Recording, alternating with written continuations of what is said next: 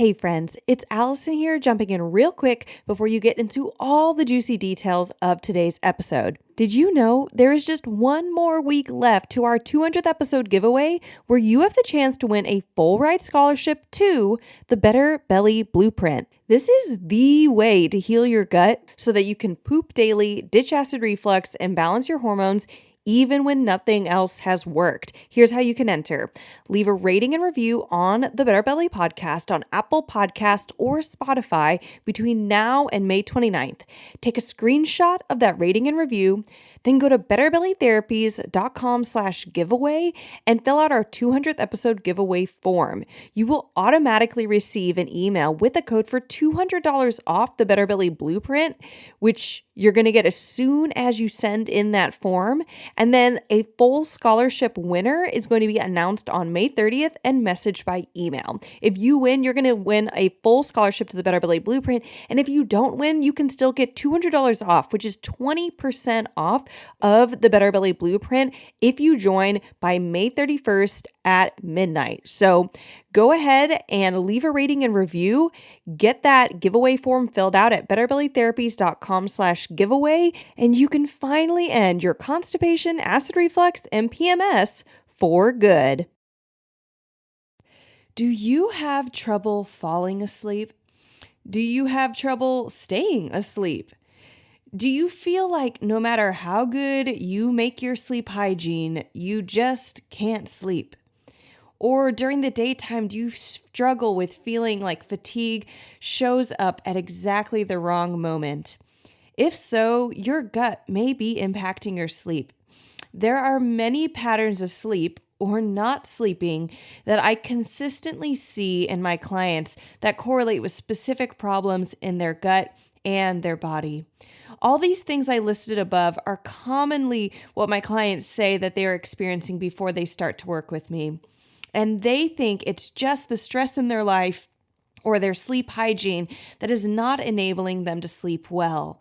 Well, the good news is that it is not their fault. And the even better news is there are answers. Most of my clients struggle with their sleep prior to working with me, and usually within 1 month of working with me, their sleep has vastly improved. And when I personally went through my 2 years of debilitating GI dysfunction, my sleep was also horrible. I was sleepy all day and awake all night. Sleep is a major clue in understanding how deeply your gut may be impacting your life and your overall health. Are you ready to learn why that is so? If you are, today's episode is the episode where you get to find out all about sleep and your gut. Welcome to the Better Belly podcast, where we find freedom from food restrictions, we increase energy in our lives, and we begin to feel more healthy and vibrant than ever by finding the root causes of our health problems. My name is Allison Jordan. I'm a marathon runner, functional medicine health coach, certified craniosacral therapist, gut health nerd, lover of Jesus, and owner of Better Belly Therapies, a clinic based in Ann Arbor, Michigan that works with both virtual and local clients to help them achieve the best health of their life. I am here to walk with you on your journey to a better belly and a better life. We're going to go beyond popping a probiotic and just checking out our poop. In this show, we are going to go deep into gut transformation strategies that last for your entire life. If you are ready to feel your best, get ready to roll. You are in the right place. And just as a reminder, this information is not meant to diagnose, manage, or treat disease. Always consult with your own health practitioner before you make any changes to your health.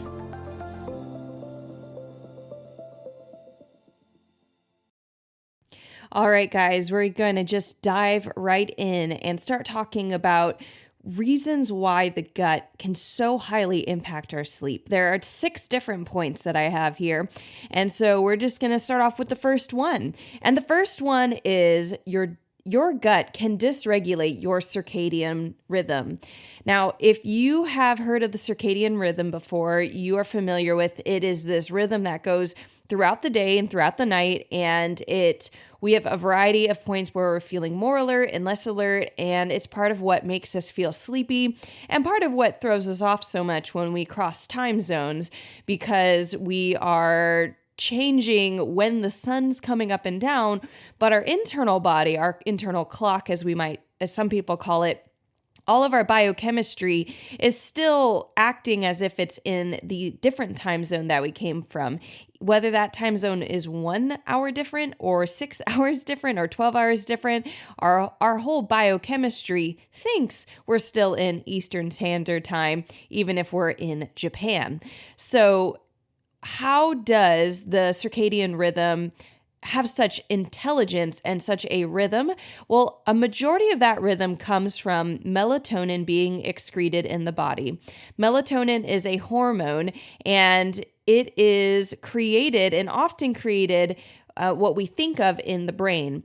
The melatonin that's created in the brain is why we have all these different rules on having the lights turned off at night, or not taking in blue light, or not being on your phone, or not watching TV, playing video games. All these different things that excrete light at nighttime is because of the pineal gland in the brain, which excretes melatonin. And so not having good sleep hygiene as far as having lots of lights on at night, or just even looking at your phone screen, having blue light going on, all those things can keep the pineal gland from excreting melatonin.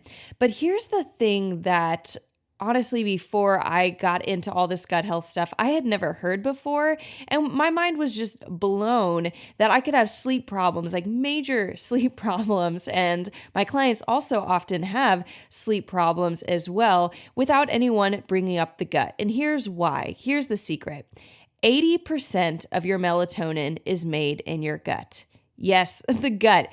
Only 20% of your melatonin is made responsible by the pineal gland, which is in the brain. Like 20%. That's not a lot. 1/5 of all your melatonin in your body is only made in the brain. So no matter how good your sleep hygiene is, how much you journal or meditate or don't look at bright lights at night, more or less, if your gut isn't functioning well, your melatonin levels, and the majority of your melatonin levels, could be highly impacted. So 80% of the melatonin is made in the gut. And what reduces melatonin in the gut most commonly is the damage to the intestinal lining.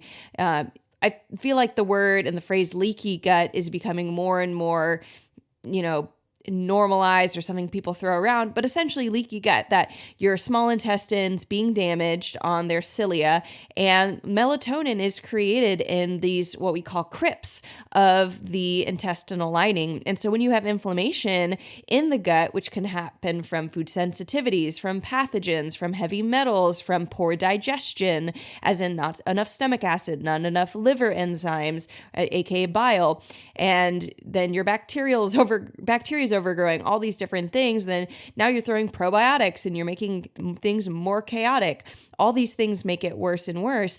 And then the gut lining is just being worn away and damaged, just like a sunburn almost. And now you're not making enough melatonin. So even if you're being good with sleep hygiene and you're doing all the different things to make sure that you have good sleep hygiene, if your gut is not healthy, your sleep will be impacted, and no amount of good sleep hygiene can fix that. When our clients first start working with us, one of the first tests we run includes melatonin levels on the test. And most of the time, I see suppressed melatonin levels in the body. We don't just say, let's just slap a melatonin supplement on you for the rest of your life, but we actually say, well, let's check out your gut. And we check the gut, and every time there is gut pathogens. There's pathogens somewhere in the body. So the long-term solution for poor sleep is not taking melatonin supplements. It is not prescriptive medications. The long-term solution to finding and to solving sleep problems is finding what is causing leaky gut and intestinal inflammation, and it's stopping / removing whatever is causing that. And it's usually multifactorial, so there's multiple things. It's not just about your diet. And then you want to supply the body with the necessary things so that the body can heal its own gut. And then lastly, you do want to give the body time. A lot of times we find that someone says, I removed this food from my diet, or I tried this one thing for a certain amount of time and it didn't make me better. Well, did you give your body enough time is one thing. And the second thing is, did you remove every source of inflammation? And that honestly is the deal breaker with why our clients, one of the reasons why our clients get such good results is that we get every source of inflammation. We're Sherlock Holmes. We find every possible point that could be impacting the gut. So given the presence of no inflammatory processes and having the right building blocks to heal the gut, as well as time, the gut does heal and normal melatonin levels do return to their body. Along with better sleep, a greater feeling of restedness, improved appetite, because appetite's also regulated by our circadian rhythms, and improved energy levels during the day. Our clients see all this and more usually within their first month of working with us. The second factor of the gut that can impact your sleep is the liver. So the liver is one of our biggest organs, and it is multifunctional. Its two biggest things you can really categorize into the category of digestion, which is the creation of bile, liver enzymes, and that those go into the gallbladder if you have a gallbladder, and then detoxification, which, that's everything. Really, it's cleaning your blood in a lot of ways. So, it's just this huge filtration device where a bunch of chemistry is going on and you're getting rid of excess estrogen, you're getting rid of pathogens, and it's a huge part of our detoxification process in our body. All of the toxins that our colon absorbs and all the nutrients that our colon absorbs, there's like literally a highway of blood that goes straight from your colon to your liver, because that's how important your liver is in treating the blood in your body. And so you want a really good functioning liver. It really just think of it as a big filter for your blood, where it's getting rid of toxins in the body and making sure your mineral balance is good and absorbing minerals from that your colon grabbed. And so a lot of times we find in the same test that we run with that gets melatonin levels, we also get information that is helpful in seeing how well the liver is functioning in our clients. And we're not looking at disease or pathological levels of liver dysfunction, like a diagnosis we're giving them, but we're looking at suboptimal functioning of the liver that is resulting in excess estrogen or excess toxins in the body. What then does liver have to do anything with your sleep? Well, here's a fun little test or question you can ask yourself, and something we commonly see in our clients. If your liver isn't functioning optimally, and again, we're not talking about disease, though I'm sure if there is a disease, if it's something diagnosable, you might be experiencing this. Even suboptimal liver function, though, will result in something that we see as night sweats between 2 to 4 a.m. regularly. And even if it's not night sweats, it might be waking up from 2 to 4 a.m. regularly, usually for no particular reason. Maybe you got to pee a little bit, but usually it's not like hunger or racing thoughts or anything, though some of our clients do find once they're awake, that might happen, but it's just waking up randomly, consistently at 2 to 4 a.m., occasionally or frequently accompanied by sweating or being overly hot. And we call this liver hour. So what's going on is the liver has a bunch of functions, and if it can't get them all done during the daytime, it will turn on at night and just burn through. Like think of your liver's huge. If you actually, if you wear a bra, if you're a lady and you wear a bra, if you actually poke where your bra's hanging out and then you find where the bottom of your rib cage is on the right side of your body, your liver is from that bra down to the bottom of your rib cage. That's how big it is on your right side. And then it actually goes across all the way to your left side, kind of halfway across to the other rib. And so, it's a huge chunk of your body, and it's filtering blood. And we know that blood's highly important and implicated in our overall body temperature. So it starts filtering blood like crazy, and you basically just become super hot. A lot of my clients think that this is a sign of them being perimenopausal or getting early menopause, and that is not the case. It has nothing to do, usually their hormones are out of balance because their liver functioning is not optimal. So they have excess estrogen, they often have low progesterone. So they might end up having irregular periods and all these other symptoms that then say, oh, it looks like perimenopause. It looks like early menopause.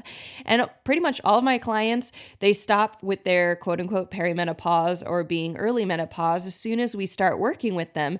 And they also stop getting their night sweats that are consistently from 2 to 4 a.m. And they also start sleeping through the night. Even if they're not getting those night sweats, they stop waking up at that 2 to 4 a.m. period. This is how your liver is impacting or potentially impacting your sleep, and something for you to ask yourself, are you experiencing? Usually within the first few weeks of working with me, my clients stop having their night sweats from 2 to 4 a.m. and they also stop waking up at night for no reason. The same test that, like I already said, we use an incredible test. It's called the Dutch hormone test. It's highly recommended by multiple functional and naturopathic doctors, and it includes an amazing amount of information, including the first two markers of why sleep can go wrong in the body. All right, the third reason why your gut can be impacting your sleep is cortisol. So here's what's up. Real quick, flyby on cortisol. Cortisol is a stress hormone that gets released by our adrenal glands. We actually need cortisol. And I remember the first time I started researching cortisol, I felt like all the blog posts were like, cortisol's so bad, you shouldn't have it. Actually, having healthy levels of cortisol means your cortisol looks like a slide throughout the day. So in the morning, it's the highest, in the evening, it's the lowest, and that's actually normal. So a lot of times we find that our clients, when they come to us, they are in some form of what we call HPA axis dysfunction, which is the scientific name for adrenal fatigue. And there's different levels of that dysfunction. And so they're in one of those levels where they're either not making enough cortisol, or they're not absorbing it, or they're not activating it, all these different problems. And that's because the body is exhausted from creating it. Well, what's going on with cortisol at night is that pathogens in the gut are frequently most active at night. You're not awake, your immune system's trying to give it a rest, and so you're sleeping, and that makes it an optimal time, just like, just like cities or whatever. You don't walk outside at night because things might happen that wouldn't happen during the daytime. Your body feels the same way. It's opportunistic. And so we find that when somebody's not sleeping well at night, there's often cortisol being released. And cortisol, the reason it gets released by pathogens, or when a pathogen becomes active, is the pathogens start excreting toxins and doing their normal evil little pathogen things. And cortisol is an anti-inflammatory and a pain suppressor. So we use it anytime that there's everything from, a car hits us, that's extreme, but anytime there's like some type of injury to our body, but that includes on a biochemical level, invisible processes. And so the pathogens excrete toxins, our body goes into fight and flight, which is a stress response from being attacked. And you could have the best yoga, meditation, prayer, journaling routine to lower your stress and cortisol. And if you have a pathogen, you will still have high cortisol levels. These high cortisol levels wake you up.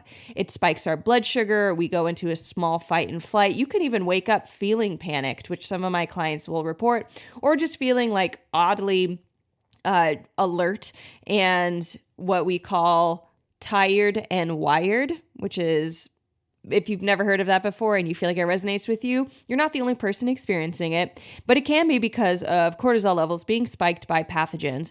Most often, I see this most intensely with my clients who have candida, but I see it with parasites. That's what I had, and that's what I experienced. I seen it with H. pylori, bacterial overgrowth. Your options are great, but it is worse, I find, with candida, particularly because my clients who have candida, or that we discover have candida, also typically and commonly report that their bloating is worst at night.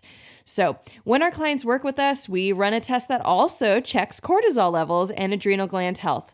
We often see our clients with some level of that HPA axis dysfunction that I mentioned, or the adrenal fatigue, which is the non-scientific name for it. And by the end of their time working with us, their adrenal glands are working much better. We're having to work nearly as hard. They're working better during the day. They're not working as hard or really working hard at all at night, and they're getting to rest. And that's because we removed pathogens and other cortisol-inducing stressors, which can include other things like heavy metals, inflammatory foods, not digesting well. It's not just, when we say stressors, it's not just, oh, are you journaling or are you meditating, which are really good things, but it's a lot of times I find that it can just feel like it's your fault if you're having good sleep hygiene, or you're trying to meditate or journal or exercise or trying to do all these healthy things and you're not getting results. And I just want to say repeatedly in our podcast, it's not your fault. There's just other invisible things going on that haven't been discovered, haven't been addressed in depth, and can really impact the quality of your sleep, your energy, your mood, etc. The fourth thing that reason why your gut can be impacting your sleep is something called systemic inflammation. So systemic inflammation is this process where your gut has bacteria in it, your gut has food in it, and it's coming through, and the way that your body takes that food and those nutrients and gets it into your body is through your blood. And so your intestines are absorbing things into your bloodstream, and then your bloodstream literally takes all of whatever it's absorbing, both the good and the bad, anything it's absorbing gets transferred to the entire body. And so what we find is our clients will report, and sometimes, again, they don't even realize they're experiencing this until we ask them, which is why I'm bringing it up on the podcast, to ask yourself, do you experience a painful or stiff spine in the morning? Do your hands, your fingers, your feet, your joints, any joint, all of your joints potentially, or maybe only some of them, feel stiff and achy in the morning?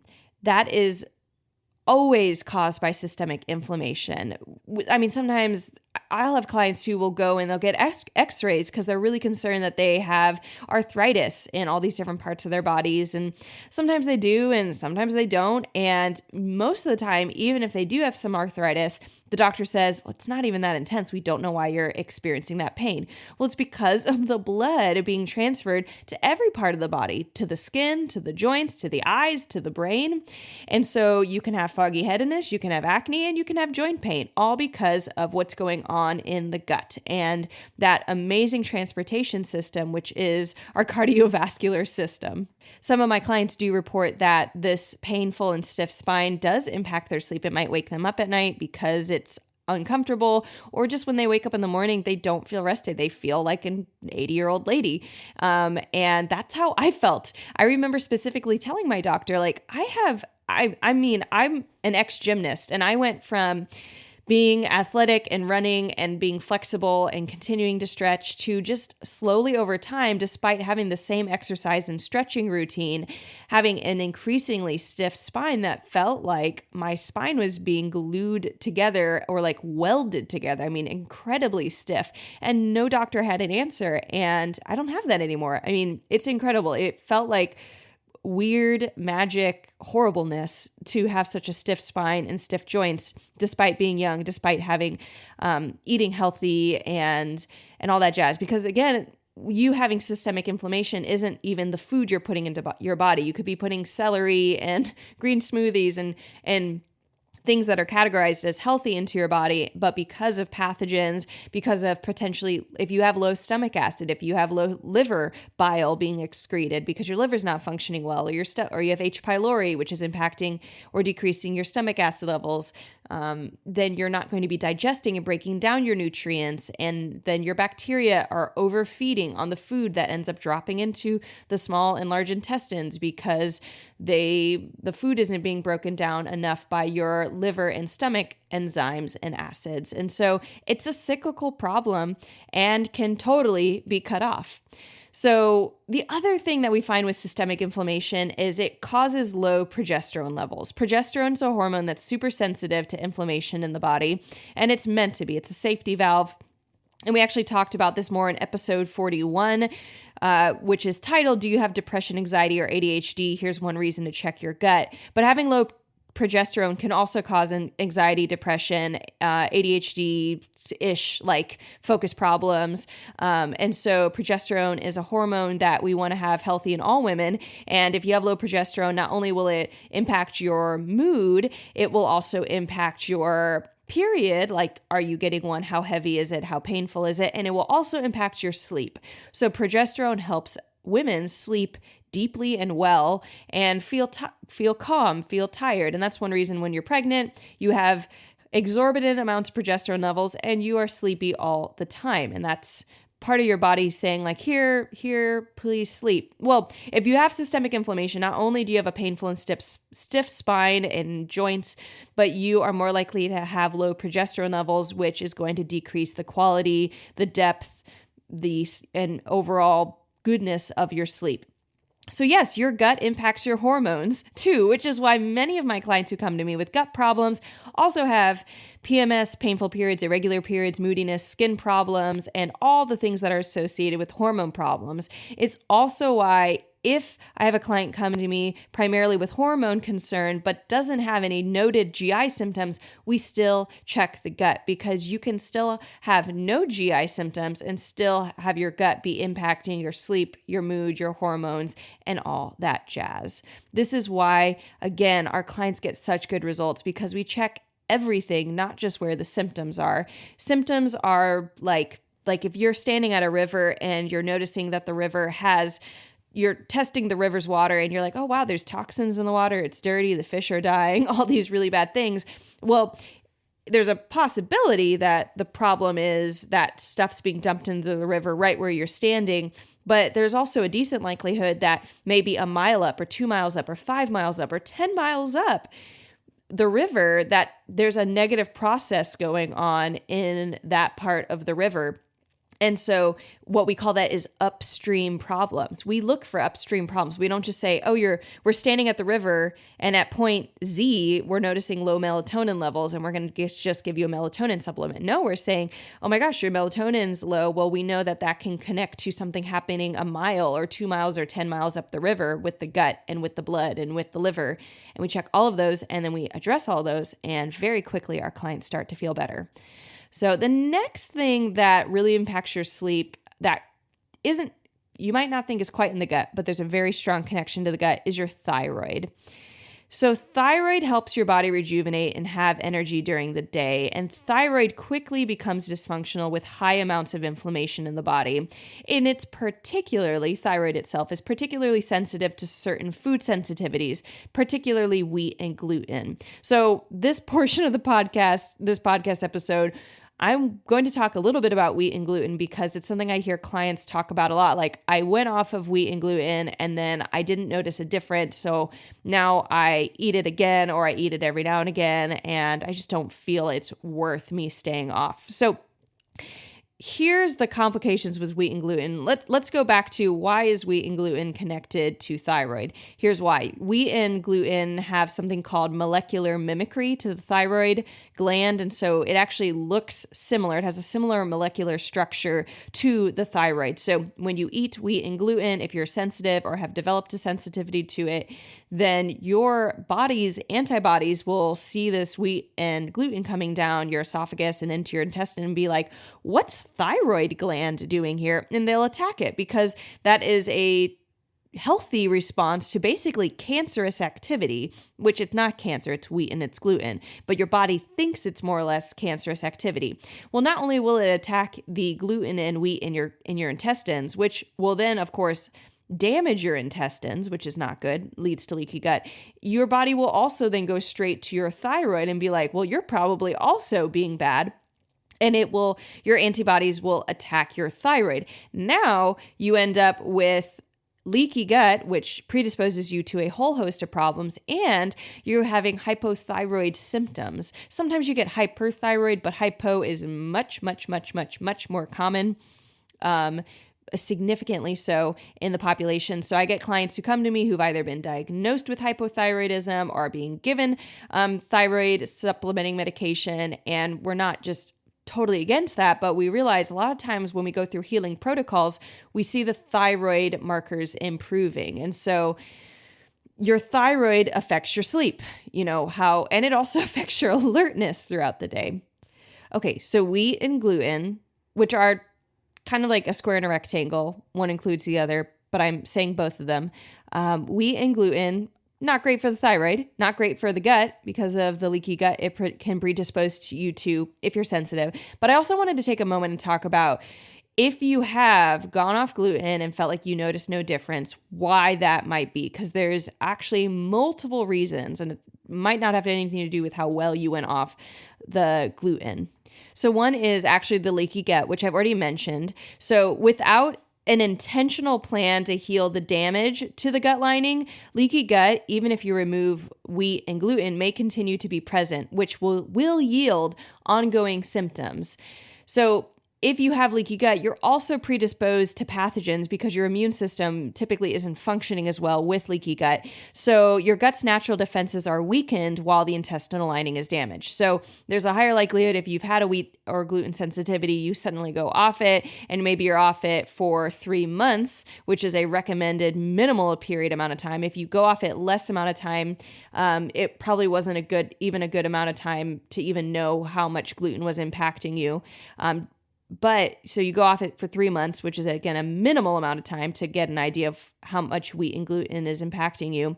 You still might not be giving your body the necessary ingredients to heal leaky gut. You also might have a pathogen, which means if you go off of wheat and gluten, which I totally did, and I also went like low FODMAP and all this stuff, I didn't even, no one was supporting me. Initially, none of my doctors thought to look for this. No one was willing to talk to me about it. I don't even think my doctors really thought about it. So not that they were holding back on me, but they just didn't look for any pathogens. So I later found out I had pathogens, and clearing up the pathogens and the gluten at the same time was the difference. It's kind of like when you have a key, the key isn't just like the more complicated keys, they have all these different grooves, right? And so that means that you can't just open a door just by changing. I don't remember all these like locking keys. Like there's a barrel, and you can't just open one of them. There's usually maybe 3, 4, 6. Like the more different locks and barrels you have, the more complicated it is to open up that door. And sometimes you need it. To open up a door that's locked, you need every single one open. So you need to get rid of the gluten and the wheat and the pathogens and maybe the heavy metals, and give your body the nutrients so that it can rebuild the gut lining, and make sure that you have good stomach acid levels and digestive enzymes to break down the food so that you're not getting irritated by whole food dropping into the small intestine and large intestine. Like that's a factorial situation. That's not just your diet or not just removing wheat and gluten. So just removing one food may not be enough to see improvement in your energy, your sleep, your mood, or other symptoms that are being impacted by gluten. And you really want to think of gluten as a bomb. If you bomb a city once, let alone multiple times, which might be going on if you're sensitive to wheat and gluten, great. You're not bombing the city more. That's good for the city. But for the city to truly be restored, you actually need to rebuild it. And that takes time and intentionality, aka a good plan. And that's what we do for our clients. We actually create a plan that heals their gut. So once we're done with that plan, then their body's able to maintain that the city's rebuilt and all the citizens of the city can maintain it. But when a city is initially just demolished by the pathogens or the food sensitivities, etc., you need an outside supporting force to help rebuild that city. I've had many clients go gluten-free prior to working with me and feel that they had no difference in their health. And it is linked to how long they did or didn't go gluten-free.